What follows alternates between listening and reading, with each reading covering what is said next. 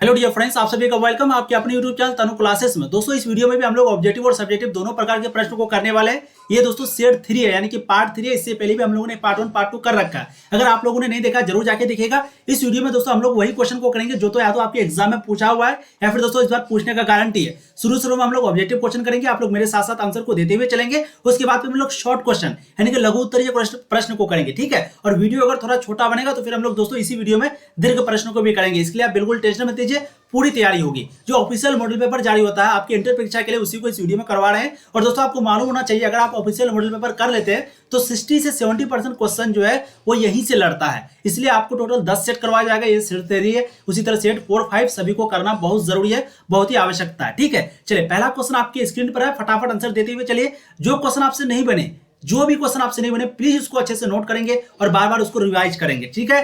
पहला क्वेश्चन आपके स्क्रीन पर, भ्रूण संवर्धन प्रयुक्त होता है। बहुत इंपॉर्टेंट क्वेश्चन है। भ्रूण संवर्धन जो प्रयुक्त होता है वो किसमें, कलोनल जनन में किसमें होता है। फर्स्ट का जो राइट आंसर है बिल्कुल आपका हो जाएगा वो है संकरण अवरोधकों को दूर करना, ठीक है। तो भ्रूण संवर्धन प्रयुक्त होता है, इंग्लिश वाले बच्चे अपने से समझ लेंगे। Embroidery culture is used in, किसमें यूज होता है दोस्तों, संक्रमण अवरोधकों को दूर करने के लिए। राइट आंसर आपका ऑप्शन सी हो जाएगा क्वेश्चन नंबर फर्स्ट का। अब देखिए नेक्स्ट क्वेश्चन नंबर आपका 2 हो जाएगा। डीएनए एवं शुद्धिकरण के दौरान, डीएनए शुद्धिकरण के दौरान पादप कोशिकाओं के लिए कौन सा एंजाइम व्यवहार में लाया जाता है। लाइसोजाइम को, सेलुलोज को, या फिर काइटिनेज को, या फिर क्यूटिनेज को। तो डीएनए शुद्धिकरण के दौरान जब हम लोग डीएनए को प्यूरिफिकेशन करते हैं तो उस समय जो है कौन सा कोशिका, पादप कोशिका है जिसको व्यवहार में लेके जाया जाता है, यानी कि एक प्रकार का किसका काम पड़ता है। 2 का जो राइट आंसर है वो हो जाएगा आपका सेल्यूलोज, यानी कि ऑप्शन बी क्या हो जाएगा, सेल्यूलोज। अब देखिए नेक्स्ट क्वेश्चन, फटाफट आप लोग मेरे साथ साथ आंसर देते हुए चलिए, फिर हम लोग शॉर्ट क्वेश्चन को करेंगे। और शॉर्ट क्वेश्चन भी बहुत इंपॉर्टेंट है, यानी कि लघु उत्तरीय प्रश्न भी, ठीक है। देखिए, वांछित विशेषताओं वाले पौधे और जंतुओं को प्राप्त करना किसके द्वारा संभव हुआ था।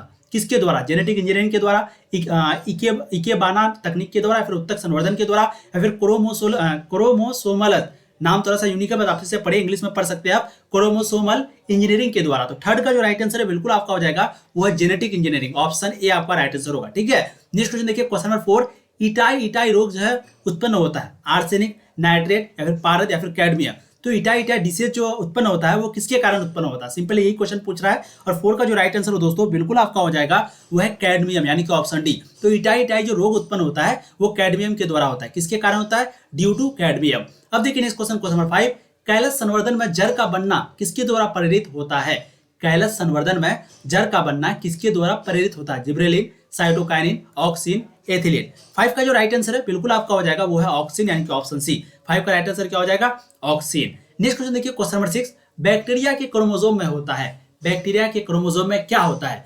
रेप्लिकेशन का एक ओरिजिन जिसको हम लोग उद्भव स्थल बोलते हैं, या फिर रेप्लिकेशन के बहुत सारे ओरिजिन, या फिर डीएनए का रिपेयर जिसको बोलते हैं मरम्मत, रिपेयर का मरम्मत, ठीक है, इंग्लिश में रिपेयर नहीं होता, या फिर रेप्लिकेशन प्रक्रिया बहुत धीमी होती है, धीरे होती है। 6 का जो राइट आंसर है बिल्कुल आपका हो जाएगा वो है रेप्लिकेशन का एक ओरिजिन, उद्भव स्थल। तो बैक्टीरिया के क्रोमोसोम में ये होता है, इंग्लिश वाले बच्चे अच्छे से पढ़ लेंगे। नेक्स्ट क्वेश्चन देखिए, क्वेश्चन नंबर 7, विश्व पर्यावरण दिवस कब मनाया जाता है। विश्व पर्यावरण दिवस कब मनाया जाता है, 28 फरवरी को, 10 अप्रैल को, 7 अगस्त को, 5 जून को। 7 का जो राइट आंसर है बिल्कुल वो हो जाएगा आपका 5 जून को, यानी कि ऑप्शन डी। तो विश्व पर्यावरण दिवस जो है वो 5 जून को मनाया जाता है, ठीक है। अब देखिए नेक्स्ट क्वेश्चन नंबर 8, नीलदेह सिंड्रोम किसके द्वारा होता है। नीलदेह सिंड्रोम जो है वो किसके द्वारा होता है, टीडीएस की अधिकता, या फिर क्लोराइड की अधिकता, या फिर घुली हुई ऑक्सीजन की अधिकता, या फिर मेथेनोग्लोबिन की अधिकता। तो 8 का जो राइट आंसर दोस्तों बिल्कुल आपका हो जाएगा वो है मेथेनोग्लोबिन, यानी कि ऑप्शन डी। तो नीलदेह सिंड्रोम जो है वो किसके द्वारा होता है, मेथेनोग्लोबिन के द्वारा। राइट आंसर आपका ऑप्शन डी हो जाएगा क्वेश्चन नंबर 8 का। नेक्स्ट क्वेश्चन देखिए, क्वेश्चन नंबर 9, उत्तक संवर्धन में प्रकट होने वाली जो विभिन्नताएं हैं वो कौन सी विभिन्नताएं हैं, बहुत इंपॉर्टेंट है। 9 का जो राइट आंसर है बिल्कुल वो हो जाएगा आपका ऑप्शन ए। जी हाँ, ऑप्शन ए हो जाएगा क्या, सोमा कलोनल वेरिएशन, यानी कि सोमा कलोनल विभिन्नताएं। तो उत्तक संवर्धन में जो प्रकट होने वाली विभिन्नताएं हैं वो राइट आंसर आपका ऑप्शन ए हो जाएगा। नेक्स्ट क्वेश्चन देखिए, क्वेश्चन नंबर 10, वाहित जलमल उपचार के किस स्टेज में सूक्ष्म जीवों का प्रयोग होता है। प्राथमिक उपचार में, द्वितीयक उपचार में, या फिर तृतीयक उपचार में, किस उपचार के किस स्टेज में, ठीक है, किस उपचार के किस स्टेज में, मतलब कि जलमल उपचार के किस स्टेज में। तो प्राथमिक उपचार के स्टेज में, या फिर द्वितीयक उपचार के स्टेज में, या फिर तृतीयक उपचार के स्टेज में, या फिर सभी। तो 10 का जो राइट आंसर है वो आपका हो जाएगा द्वितीयक उपचार के स्टेज में, यानी कि ऑप्शन बी आपका राइट आंसर हो जाएगा, सेकेंडरी ट्रीटमेंट के स्टेज में। अब देखिए इस क्वेश्चन 11, नियंत्रक जीन को क्या कहा जाता है। नियंत्रक जीन को क्या कहा जाता है, निरोधक जीन, रिप्रेसर जीन, या फिर ऑपरेटर जीन, या फिर प्रोमोटर जीन। 11 का जो राइट आंसर है बिल्कुल आपका हो जाएगा निरोधक जीन, यानी कि ऑप्शन ए क्या हो जाएगा, इनहिबिटरी जीन। राइट आंसर आपका ऑप्शन ए हो जाएगा। नेक्स्ट क्वेश्चन देखिए, क्वेश्चन नंबर 12, यूकैरियोट्स में इंट्रीगेटर जो है जीन, जिसको हम लोग बोलते हैं प्रोकैरियोट्स के किस जीन की तरह कार्य करता है। बायोलॉजी का वर्ड थोड़ा सा डिफिकल्ट होता है, बट अच्छे से आप लोग समझने का प्रयास करेंगे। 12 का जो राइट आंसर है बिल्कुल आपका हो जाएगा वो है नियंत्रक जीन। सॉरी, ऑप्शन ए आपका नियंत्रक जीन राइट आंसर हो जाएगा। ठीक है, नेक्स्ट क्वेश्चन देखिए, क्वेश्चन नंबर 13। दालों में अनुपस्थित एमिनो अम्ल का जोड़ा होता है। दालों में अनुपस्थित एमिनो अम्ल का जोड़ा होता है। इसका जो राइट आंसर है, बिल्कुल इसका राइट आंसर आपका हो जाएगा मेथिओनिन व सिस्टीन, यानी कि ऑप्शन सी राइट आंसर होगा। ठीक है, तो दालों में अनुपस्थित जो एमिनो अम्ल का जोड़ा होता है वो मेथिओनिन व सिस्टीन का होता है। ठीक, अब देखिए next question, question number 14। Protein संश्लेषण में दो एमिनो अम्ल के बीच किस प्रकार का बंध बनता है? पेप्टाइड, हाइड्रोजन या फिर न्यूक्लियोटाइड या फिर न्यूक्लियोसाइड। तो प्रोटीन संश्लेषण में जो दो एमिनो अम्ल के बीच किस प्रकार का बंध बनता है, किस प्रकार का बॉन्ड बनता है। ठीक है, वही क्वेश्चन पूछ रहा है। 14 का जो राइट आंसर वो आपका हो जाएगा पेप्टाइड, यानी कि ऑप्शन ए। किस प्रकार का? पेप्टाइड ऑप्शन का राइट आंसर आपका जो है ऑप्शन ए दिया हुआ पेप्टाइड। नेक्स्ट क्वेश्चन देखिए, क्वेश्चन 15। जब किसी उत्परिवर्तन में प्यूरिन के स्थान पर पिरामिडिन प्रतिस्थापित हो जाए तो इसे कहते हैं, क्या कहते हैं? इसे ट्रांजिशन कहते हैं, ट्रांसवर्सन कहते हैं, ट्रांसलोकेशन कहते हैं या फिर इन्वर्सन कहते हैं। तो 15 का जो राइट आंसर है बिल्कुल वो हो जाएगा आपका ऑप्शन बी ट्रांसवर्सन। क्या कहते हैं इसको? ट्रांसवर्सन कहते हैं। नेक्स्ट क्वेश्चन देखिए, क्वेश्चन नंबर 16। जिन परिपक्व बीजों में भ्रूणपोष रहता है उसे कहते हैं, जिन परिपक्व बीजों में भ्रूणपोष रहता है उसे क्या कहते हैं? इसका जो राइट आंसर है वो आपका हो जाएगा एंडोस्पर्मिक, यानी कि ऑप्शन ए। ठीक है, तो जिन भी परिपक्व में बीजों में भ्रूणकोष रहता है, जिन भी परिपक्व बीजों में, उसको हम लोग एंडोस्पर्मिक बोलते हैं। राइट आंसर आपका ऑप्शन ए हो जाएगा क्वेश्चन नंबर 16 का। नेक्स्ट क्वेश्चन देखिए, क्वेश्चन नंबर 17। पुरुष तथा स्त्री के युग्मों का संलयन से किसका निर्माण होता है? डैश का निर्माण होता है, अंडाणु का, युग्मनज का, कोरक पुटी का या फिर इनमें से कोई नहीं। 17 का जो राइट आंसर है बिल्कुल आपका हो जाएगा वो है दोस्तों युग्मनज का, यानी कि ऑप्शन बी। तो पुरुष तथा स्त्री के युग्मों का संलयन से युग्मनज का निर्माण होता है। राइट आंसर क्या हो जाएगा? Option B. अब देखिए नेक्स्ट क्वेश्चन, क्वेश्चन नंबर 18। संगमभरता, ठीक है, सॉरी, संगमभरता के दूसरे माह अंत तक भ्रूण में किसके विकसित हो जाते हैं? मतलब कि यहाँ पर सिंपली पूछ रहा है कि संगमभरता के सेकंड मंथ, दूसरे माह के अंत तक भ्रूण में विकसित हो जाते हैं ये सिर पर बाल या फिर सभी प्रमुख अंग या फिर पाद एवं अंगुलियां या फिर पूर्ण रूप से सभी अंग। तो 18 का जो राइट आंसर है बिल्कुल आपका हो जाएगा वो है सी, पाद एवं अंगुलियां, यानी कि ऑप्शन सी। ठीक है, अब देखते हैं नेक्स्ट क्वेश्चन, क्वेश्चन हो जाएगा आपका 19। ध्यान से देखिएगा, शुक्राणु में क्रोमोसोम पाए जाते हैं, यानी कि शुक्राणु में जो क्रोमोसोम होते हैं वो कौन से क्रोमोसोम? एक्स होते हैं, XY होते हैं, YY होते हैं, फिर इनमें से कोई नहीं। तो 19 का जो राइट आंसर है वो आपका हो जाएगा इनमें से कोई नहीं, यानी कि ऑप्शन डी। तो शुक्राणु में जो क्रोमोसोम पाए जाते हैं वो इनमें से कोई नहीं होता, ना XX, ना XY, ना YY। 19 का राइट आंसर आपका ऑप्शन डी होगा। देखिए नेक्स्ट क्वेश्चन, क्वेश्चन नंबर 20। रिलेक्सिन स्रावित होता है गर्भाशय से, अपराशय या फिर डिम्बवाहिनी नलिका से या फिर अंडाशय से। तो 20 का जो राइट आंसर है वो आपका हो जाएगा अंडाशय से, ऑप्शन डी। ठीक है, ओवेरी से। तो रिलेक्सिन जो स्रावित होता है वो कहां से होता है? अंडाशय से स्रावित होता है। नेक्स्ट क्वेश्चन देखिए, क्वेश्चन नंबर 21। महिलाओं में शल्य क्रिया द्वारा बांधीकरण प्रक्रिया को कहते हैं। बांधीकरण की जो प्रक्रिया होती है उसको क्या बोलते हैं? जिसको बोलते हैं सर्जिकल स्टेरिलाइजेशन। ठीक है, 21 का जो राइट आंसर है वो आपका हो जाएगा नलिका उच्छेदन, यानी कि ऑप्शन ए। अब देखिए नेक्स्ट क्वेश्चन, क्वेश्चन नंबर 22। नर जर्मिनल कोशिका होती है, नर जर्मिनल कोशिका होती है, बहुत ही इंपॉर्टेंट क्वेश्चन है। इसका जो राइट आंसर है वो आपका हो जाएगा द्विगुणित, यानी कि ऑप्शन ए। तो नर जर्मिनल कोशिका जो होती है वो द्विगुणित होती है। नेक्स्ट क्वेश्चन देखिए, क्वेश्चन नंबर 23। सुजाक, जिसको बोलते हैं गोनोरिया जो रोग है वो कौन सा रोग है? जल जनित रोग है, हवा जनित रोग है, यौन संचारित रोग है या फिर रोग नहीं है? तो 23 का जो राइट आंसर है वो आपका हो जाएगा ऑप्शन सी, यौन संचारित रोग है, यानी कि ऑप्शन सी यौन संचारित रोग। ठीक है, सुजाक जिसको बोलते हैं गोनोरिया, ये जो रोग है ये यौन संचारित रोग है। अब देखिए next question, question number 24। Hydrophobia एवं एड्स होता है प्रोटोजोआ, कृमि, वायरस, जीवाणु। तो 24 का जो राइट आंसर है वो आपका हो जाएगा ऑप्शन सी। ठीक है, 24 का राइट आंसर क्या हो जाएगा? Option C, virus. तो हाइड्रोफोबिया एवं एड्स जो है वो वायरस होता है।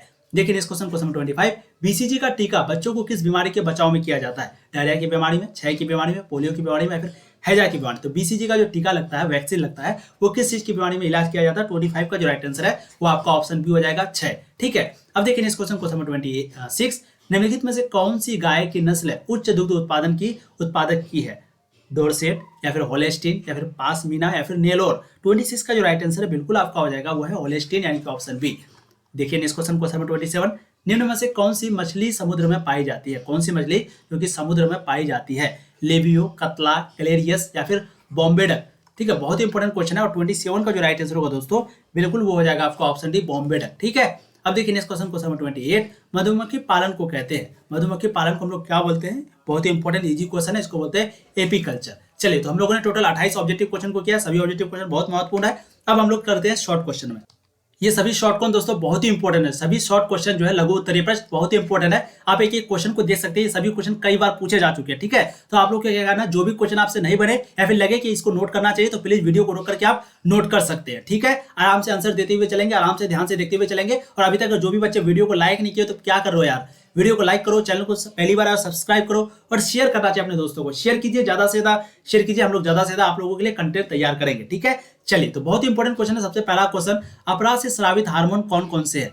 अपराध से स्रावित जो हार्मोन है, यानी कि अपराध से जो हार्मोन स्रावित होते हैं वो कौन से है? तो अपराध से स्रावित हार्मोन निम्न है। सबसे पहला मानव जरायु गोनेडोट्रोपिन जिसको बोलते हैं ह्यूमन कोरियोनिक गोनेडोट्रोपिन HCG। ठीक है, और दूसरा है दोस्तों मानव अपरा लेक्टोजन, या फिर तीसरा आपका एस्ट्रोजन, चौथा आपका दोस्तों एस्ट्रोजन, चौथा आपका प्रोजेस्टेरोन। तो आपको इनमें से दो ही का नाम लिखना है, ज्यादा नाम नहीं लिखना है क्योंकि शॉर्ट क्वेश्चन है। मैं यहाँ पर आपको चार बता रहा हूँ, इंग्लिश मीडियम वाले बच्चे अच्छे से पढ़ लेंगे। नेक्स्ट क्वेश्चन देखिए, क्वेश्चन नंबर 2, दुग्ध श्रवण होता है। दुग्ध श्रवण क्या है? दुग्ध श्रवण क्या है? संगर्भता के दौरान स्त्री के स्तन ग्रंथियों में कई प्रकार के बदलाव आते हैं। एक्चुअली हुआ क्या है, इससे पहले भी मैं 2 क्लास ले चुका हूं, जिसके कारण थोड़ा सा मतलब कि आप देख रहे होंगे आवाज जो है मेरे थोड़ा बैठी हुई इसी के कारण, लेकिन मैं फिर भी कोशिश करूंगा। तो संगर्भता के दौरान स्त्री के स्तन ग्रंथियों में कई प्रकार के बदलाव आते हैं और संगर्भता के अंत तक इससे दूध उत्पन्न होने लगता है। इस प्रक्रिया को हम लोग बोलते हैं दुग्ध स्रवण, जिसको हम लोग इंग्लिश में लैक्टेशन कहते हैं। क्या बोलते हैं? लैक्टेशन। नेक्स्ट क्वेश्चन देखिए, क्वेश्चन नंबर 3, ध्यान से देखिए। ऑस्ट्रालोपिथेसीन मानव जिसको बोलते हैं आदि मानव के जो उत्पत्ति स्थल एवं 2 विशेषताओं का उल्लेख करें। लगभग 2 मिलियन वर्ष पहले ऑस्ट्रालोपिथेसीन मानव पूर्वी अफ्रीका के घास स्थलों पर पाए जाते थे। उनकी मुख्य विशेषता निम्नलिखित थी। ये पत्थर से बने हथियारों से शिकार करते थे और ये फलों का ही भोजन करते थे। समझ गए? अब देखिए नेक्स्ट क्वेश्चन नंबर कितना हो जाएगा आपका 4। विकास की क्रिया में ह्यूगो डी व्रीस की भूमिका क्या थी? यानी कि विकास की क्रिया में ये जो ह्यूगो डी व्रीस है इसकी भूमिका क्या थी? ठीक है, 20वीं सदी के प्रथम दशक में ह्यूगो डी व्रीस ने इवनिंग प्राइमरोज पर काम करके उत्परिवर्तक के विचार को आगे बढ़ाया एवं बताया कि उत्परिवर्तन ही प्रजाति की उत्पत्ति का कारण होता है। इन्होंने इसे सॉल्टेशन जिसको बोलते हैं विशाल उत्परिवर्तन का बड़ा कदम बताया।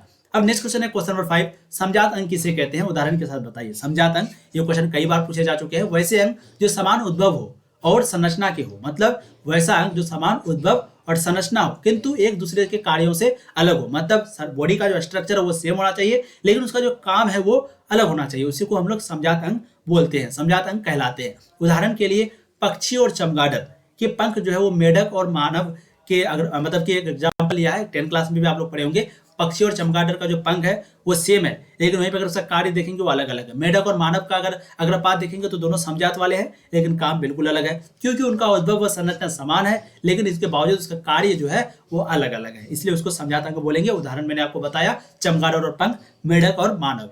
क्वेश्चन कभी कभी ऑब्जेक्टिव में सिर्फ समजात अंग का उदाहरण पूछ लेता है, इसलिए आप लोग ध्यान रखिएगा। आप देखिए नेक्स्ट क्वेश्चन नंबर 6, समजात अंग और समरूपी अंग क्या है? एक समजात, एक समरूपी। अब इन दोनों में डिफरेंस क्या समझते हैं और उदाहरण के साथ बताइएगा, कभी भी अंतर आपको बताना, इससे आपको मार्क्स जो है वो ज्यादा मिलने के चांस रहेंगे। ठीक है, सबसे पहले समझते हैं समजात अंग। मैंने आपको शुरू में बताया कि ऐसा मूल संरचना, ऐसा बॉडी का स्ट्रक्चर जो हो समान लेकिन उसका काम अलग अलग हो। मतलब ऐसे अंग जो मूल संरचना में उद्भव में समान होते हैं लेकिन अलग अलग कार्य करने के लिए अनुकूलित होने के कारण भिन्न भिन्न दिखाई देते हैं, समजात अंग कहलाते हैं। एग्जाम्पल, चिड़िया के पंख, चमगादड़ के पंख, घोड़े की अगली टांग एवं मानव का हाथ। ठीक है, चिड़िया का पंख ले लिया यहाँ पर, चमगादड़ का पंख ले लिया, घोड़े की अगली टांग ले लिया और मानव का हाथ जो है वो समझाता है, लेकिन सभी का कार्य जो है वो अलग अलग है। कार्य के कारण इनकी जो संरचना है वो भिन्न भिन्न हो गई है। अब देखेंगे समरूपी। समरूपी को ध्यान से समझेंगे, कभी कभी शॉर्ट क्वेश्चन में सिर्फ समरूपी के बारे में पूछता है। ऐसे अंग जो समान कार्य के लिए उपयोजित हो जाते हैं तथा समान सा दिखाई देते हैं परंतु मूल रचना जो है वो भ्रूणीय परिवर्तन में भिन्न होते हैं, समरूप अंग कहलाते हैं। उदाहरण समझिए पहले, तितली और पक्षी तथा चमगादड़ के पंख जो है उनके कार्य करते हैं और देखने में एक समान लगते हैं परंतु इन सभी की उत्पत्ति जो है वो अलग अलग ढंग से होती है। समझ गए? यहाँ पर होमोलोगस, ऑर्गन्स, एनालोगस, ऑर्गन्स, जिसको भी इंग्लिश मीडियम वाले बच्चे अच्छे से पढ़ लेंगे। अब देखिए नेक्स्ट क्वेश्चन नंबर 7, लैमार्क का सिद्धांत जो है किन तथ्यों पर आधारित है? लिखिए। सिंपली आपको लैमार्क का सिद्धांत के बारे में पूछ रहा है। देखिए, लैमार्क का सिद्धांत जो है निम्नलिखित थ्योरी को निम्नलिखित तथ्यों पर आधारित है। सबसे पहला, बड़े होने की प्रवृत्ति। दूसरा है वातावरण का सीधा प्रभाव, यानी कि वातावरण का सीधा प्रभाव पड़ता है। तीसरा आपका अंगों के कम या अधिक प्रयोग का प्रभाव। चौथा है आपका उपार्जित लक्षणों की वंशागति। यह है लैमार्क का सिद्धांत।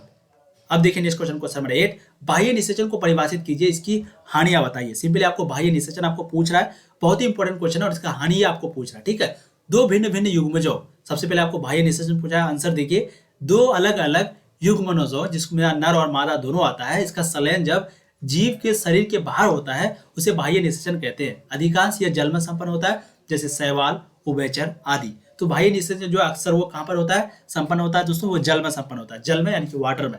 दो अलग अलग नर और मादा का जब संलयन होगा, बाहर होता है, उसी को हम लोग बाह्य निषेचन बोलते हैं और ये अधिकांश जल में होता है। एग्जाम्पल आपको दिया है शैवाल, उभयचर। अब इसकी हानि क्या क्या समझते हैं।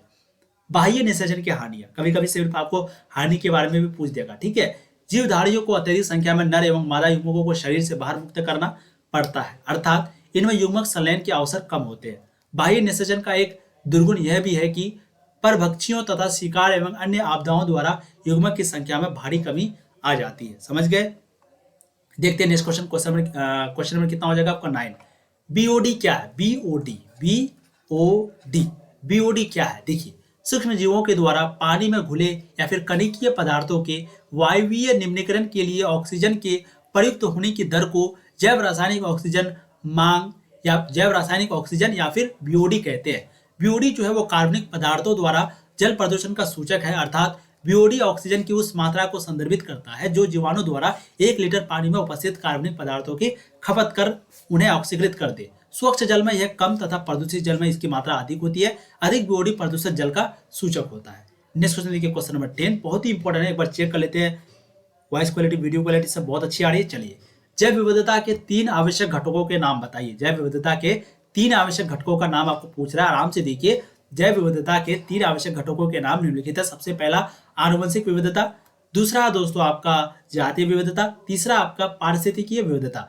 स्क्रीनशॉट आप लोग हो सके तो लीजिए, सभी क्वेश्चन बहुत ही महत्वपूर्ण है, वेरी वेरी इंपॉर्टेंट क्वेश्चन आपको करवाया जा रहा है।